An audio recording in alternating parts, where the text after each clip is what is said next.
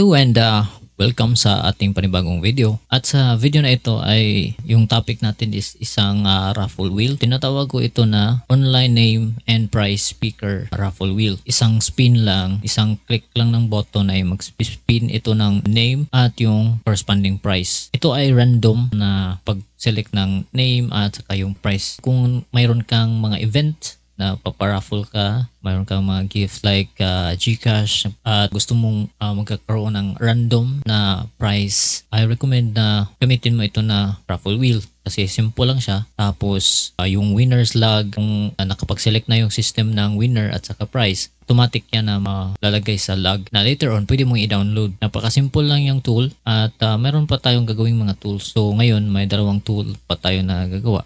Meron din tayong free giveaway rules and conditions generator. So kung meron kang event na kailangan ng rules and condition para sa giveaway, pwede mo itong gamitin na tool. Maglalagay ka lang ng yung name sa brand, giveaway title, tapos yung start date and end date, tapos yung saan lang pwede ang makapag-participate na lugar. Just fill out the form and then click the generate my rules at magkakaroon na yan ng automatic na rules. Balik tayo dito sa ating raffle wheel. Na-create ko ito using AI. Ina-upload ko ito sa website ko. So you can visit it by going to jacbizer.com. Pwede mo itong gamitin for free. And then mayroon din itong enter full screen kung gusto mong walang iba makikita sa raffle. So ilagay lang natin yung names natin dito at saka may prizes din tayo dito. At saka i-click mo lang tong spin for winner at magsiselect na yung system ng name. Yung nanalo ay si Isang Navarro. At mag-spin na rin yung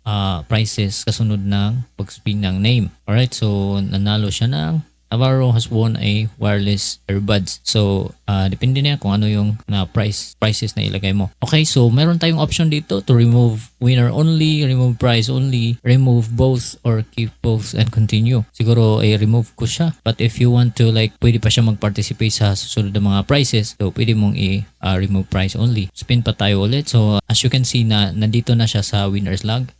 Isang Navarro at yung price at later on pwede mo ito i-download. Okay, so yung nanalo dito ay si Nathan de la Cruz. Say for example gusto mong i-remove yung price pero pwede pa siya mag-participate next na mga prices. So you can just remove price only at yung price lang yung mari-remove. Okay, spin pa tayo ulit. Yung nanalo ay si Julian. Okay, nanalo siya ng Midnight Light. At kung okay na, pwede mo itong i-download PDF.